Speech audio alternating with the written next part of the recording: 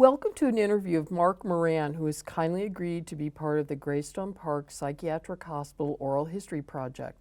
Mark has been associated with Greystone for over 25 years, and he is the co-founder of Weird New Jersey, which has featured Greystone Hospital in various issues. Mark has also been involved in urban exploring, paranormal investigation, and preservationist activities regarding Greystone. My name is Stephanie Kipp, and I'm the Oral History Project Manager. I'm serving as Mark's interviewer, and we are meeting in Parsippany, New Jersey on March 30th, 2019. Brian Satch is serving as our videographer, and he may also converse with Mark during this interview. So can you tell us what your earliest encounters with Greystone were?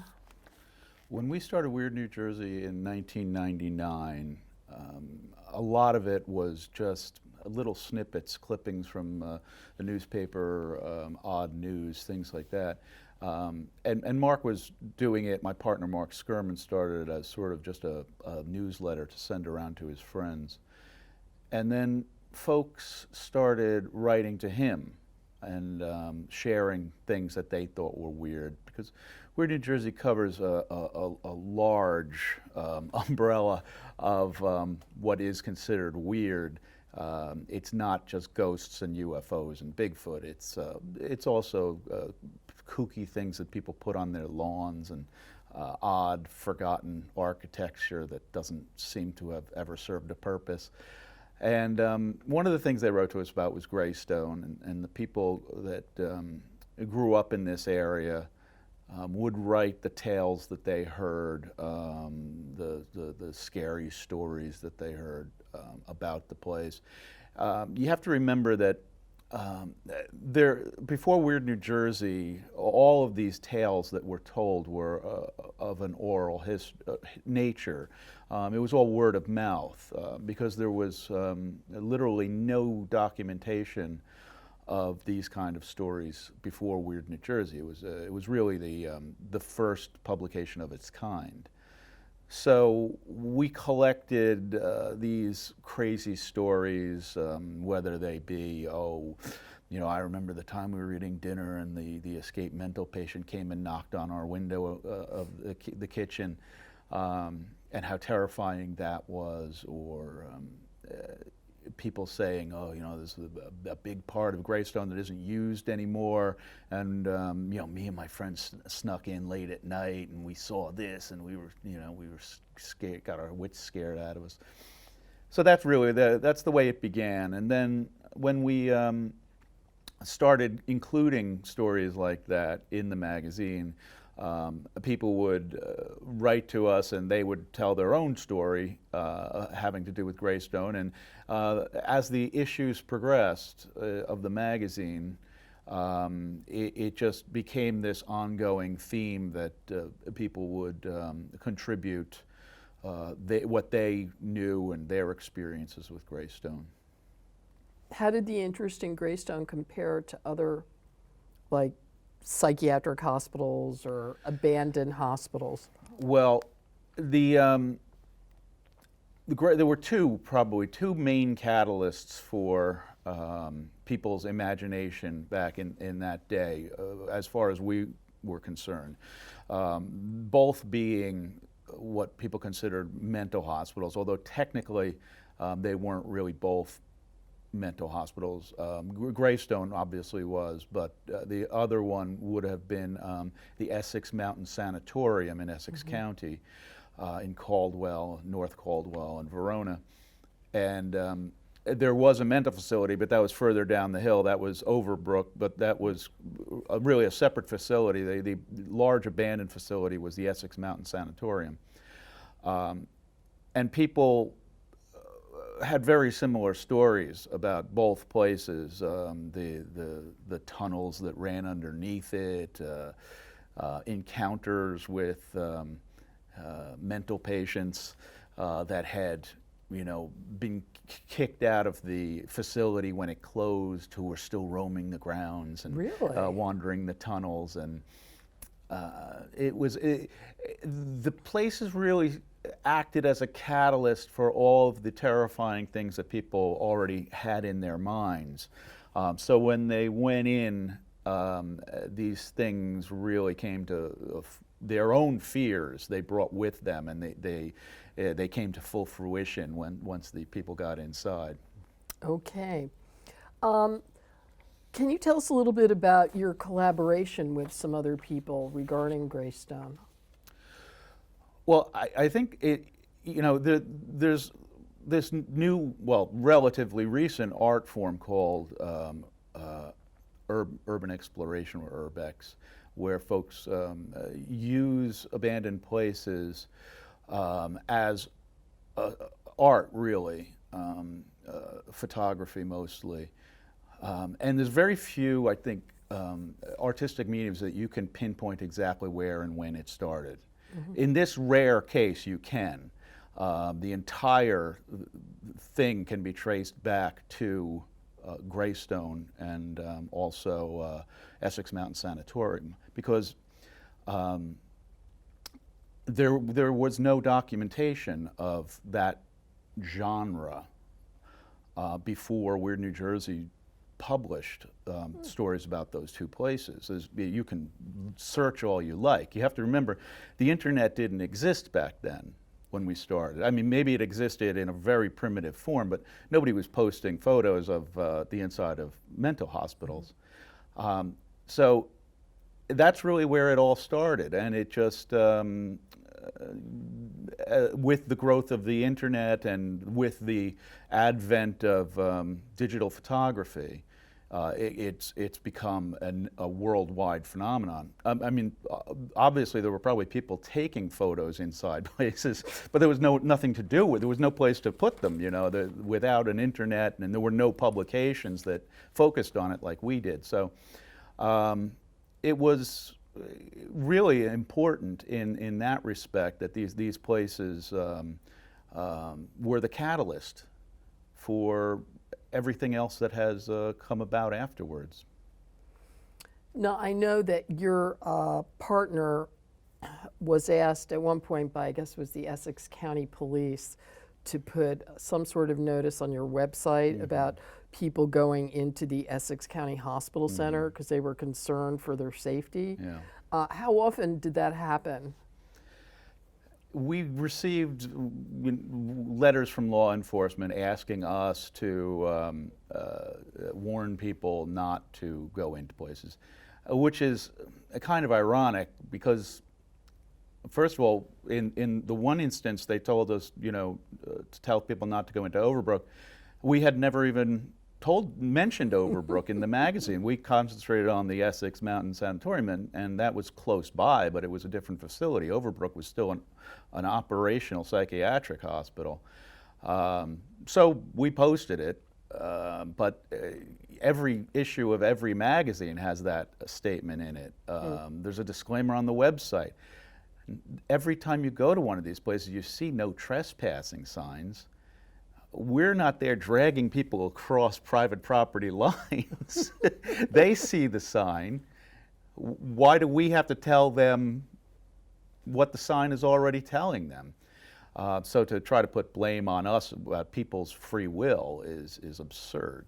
Maybe they view you as a higher authority than the government telling them not to do it. Don't view us as a higher authority. Okay.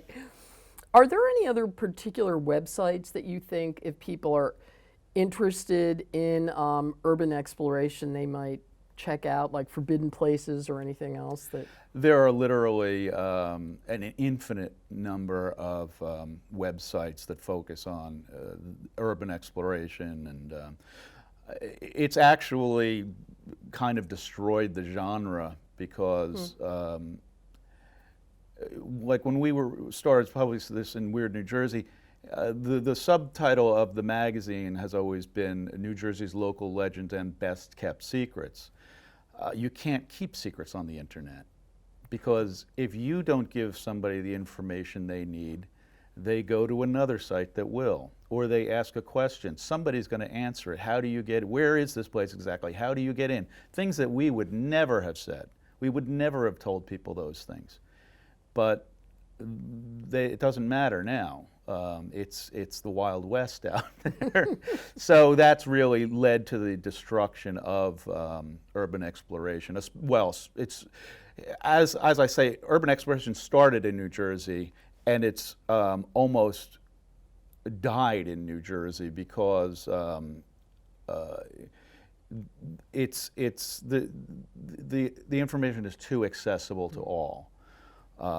You have to kind of go further afield if that's your hobby these days than just in New Jersey.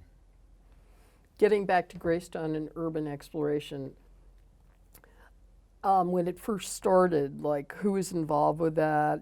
Maybe you could tell us a little bit about Phil Bueller, but also were there any particular areas that people were particularly interested in visiting? I think the most important aspect of Greystone for us was the work that was submitted to us by photographer Phil Bueller. He had contributed other things to the magazine early on. Going back as far as the 70s, he took a rowboat out to Ellis Island when it was abandoned. Cool.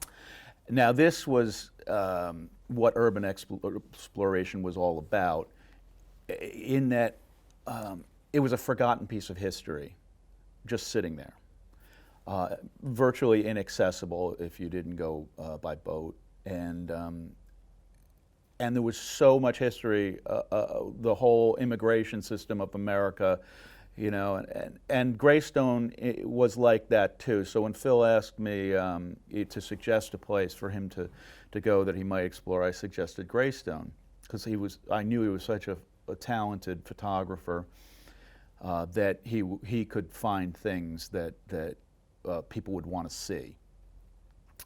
And he made a career out of it, basically. He was going in with large format cameras, film cameras. He was setting up scenes that would take hours to shoot. He would spend nights there, days inside. One of the more interesting aspects of the history of Greystone was Woody Guthrie's time spent there.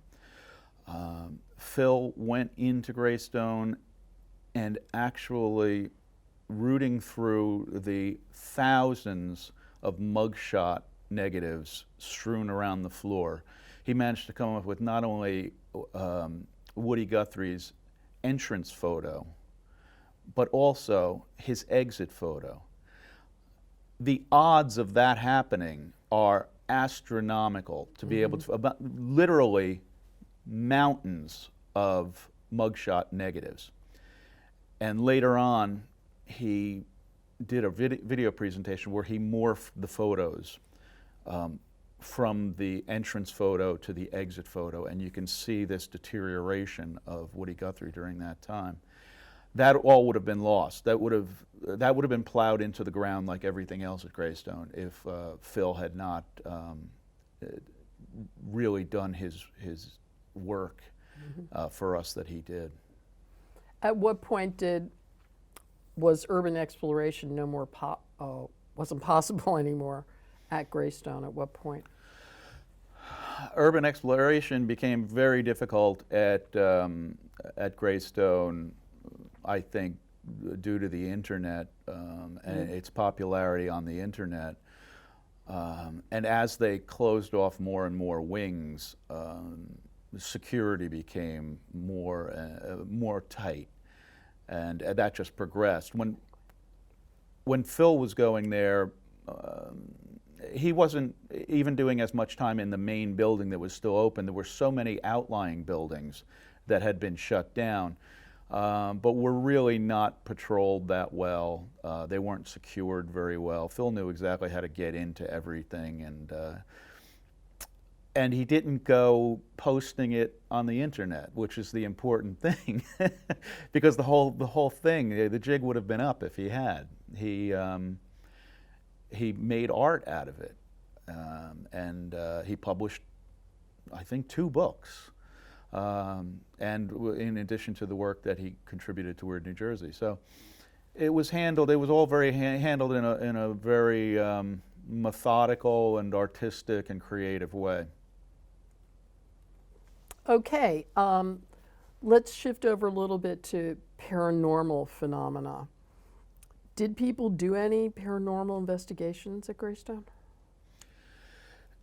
I'm sure people did paranormal investigations, but they weren't sanctioned, which would have made them very difficult.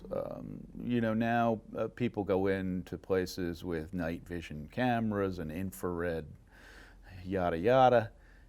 That would have been very difficult at Greystone without getting arrested. There was a security detail there, and if they saw lights in an abandoned building, they would have gone in and arrested people. So they weren't really giving out permits to do that legally. So if anybody did paranormal, technical, scientific paranormal research, they were definitely doing it on the sly. Okay. I've wondered, like, what happens to all the spirits in the hospital now that the building's been torn down? Well, that's the interesting thing about hauntings and abandoned places, and especially asylums, hospitals. People immediately equate these places with ghostly activity. And you'd have to imagine that if any place is to be haunted, if you believe in such things, then it would be the perfect setting for a haunting, because if you believe the theories that people have that the spirits manifest themselves because of a high emotional tension that is associated with a place, then what better place than a mental hospital? Because these were tormented souls while they were alive. These were not, carefree lives they were living. I mean, even Woody Guthrie, who had all of his mental faculties about him, still had a really difficult time dealing with Greystone. And you can only imagine the torment that the mentally ill were under. And it wasn't a pleasant place in a lot. I mean, there obviously were people who cared, but there was also a lot of patient abuse. There were rapes. There were all kinds of things. So, over the years, thousands of people did die there. So, if spirits manifest themselves in places where they were most at turmoil, that would be a place that would certainly be suited to it. Now, in 2014, the NewJersey.com columnist Pete Genovese gave a list of the top 10 creepiest places in New Jersey, and Greystone was number 1. Do you agree with that rating? Greystone's advantage in the genre of horror and ghostly activity is enhanced by the look of the building itself. It looks exactly like you want a haunted place to look, or it did. The huge castle-like walls, a fortress, dark and imposing. Dark in the daytime. It looks like a European haunted castle, and that helps. It sure looks a lot more haunted than a Parsippany condominium complex. When I was putting together our website, I asked my nephew to help out, and I wanted just a picture on the home page.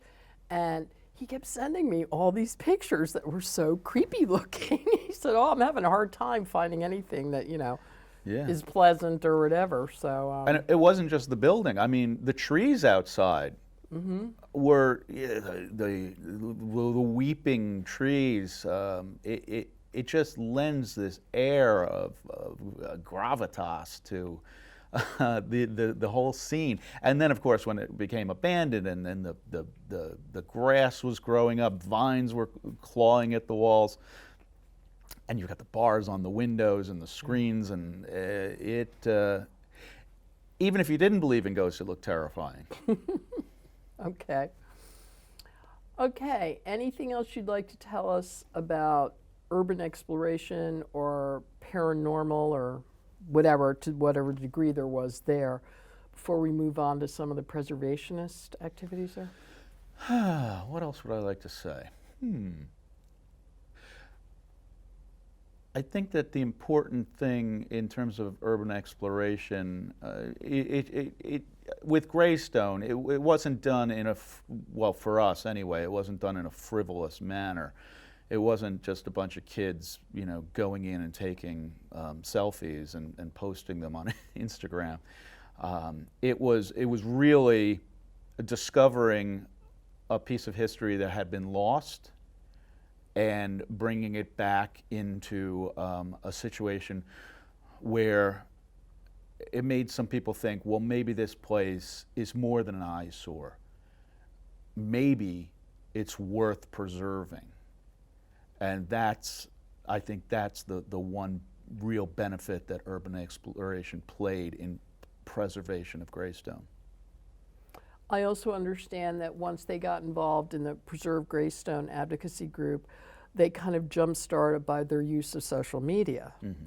So bringing a lot more younger people to the effort.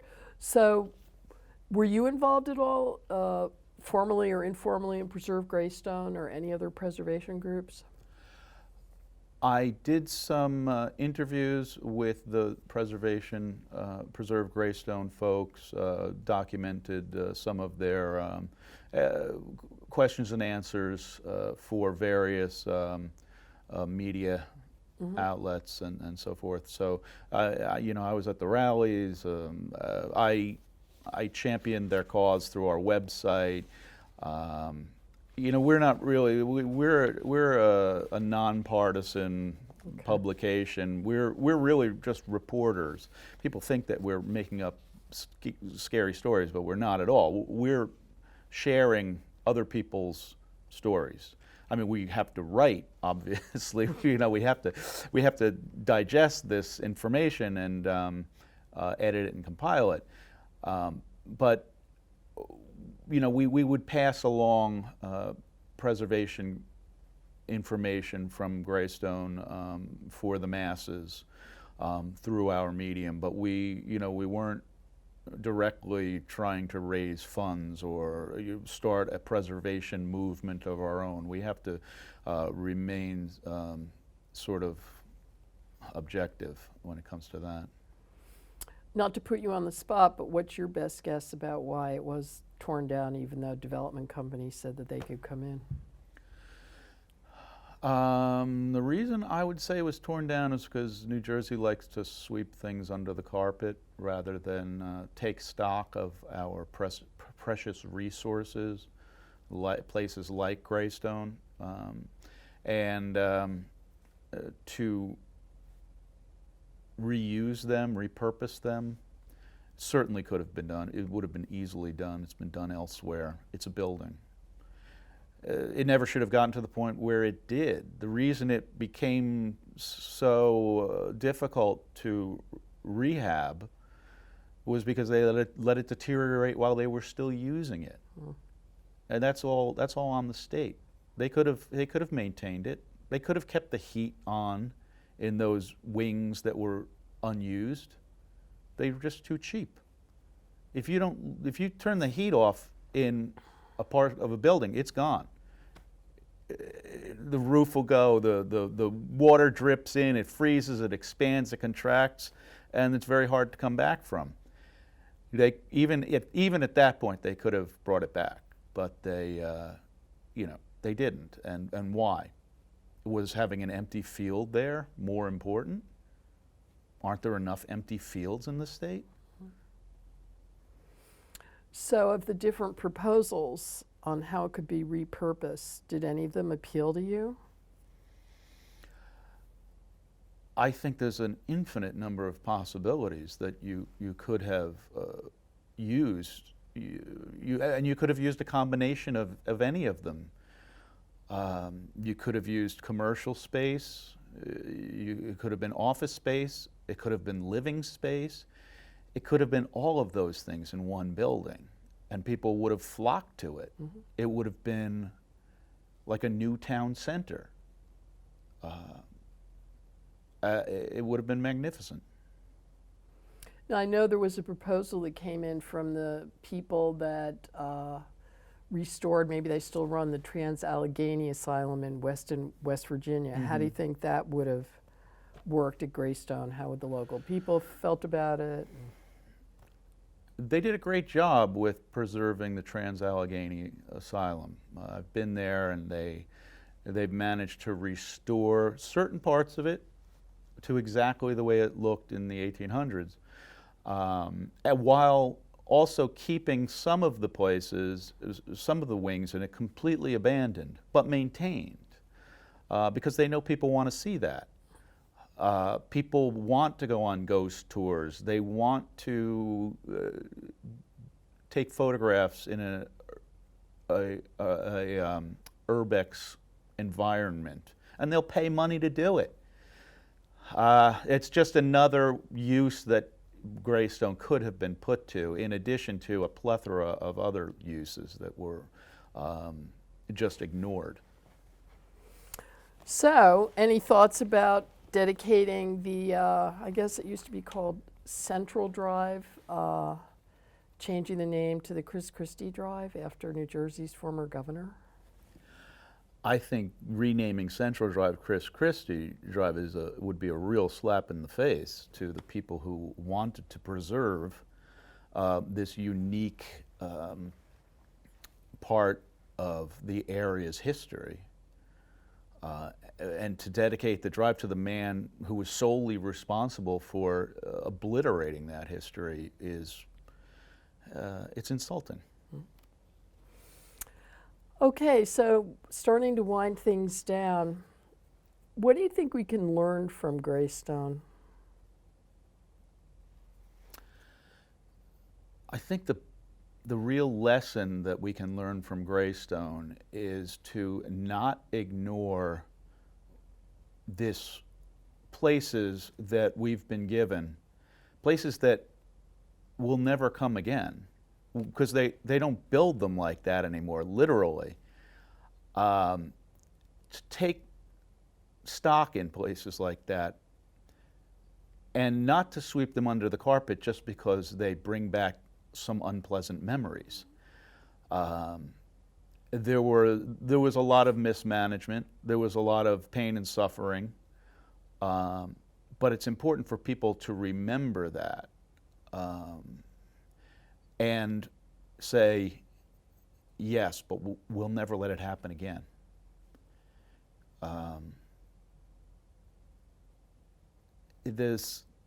We have to learn from history so that we don't repeat it.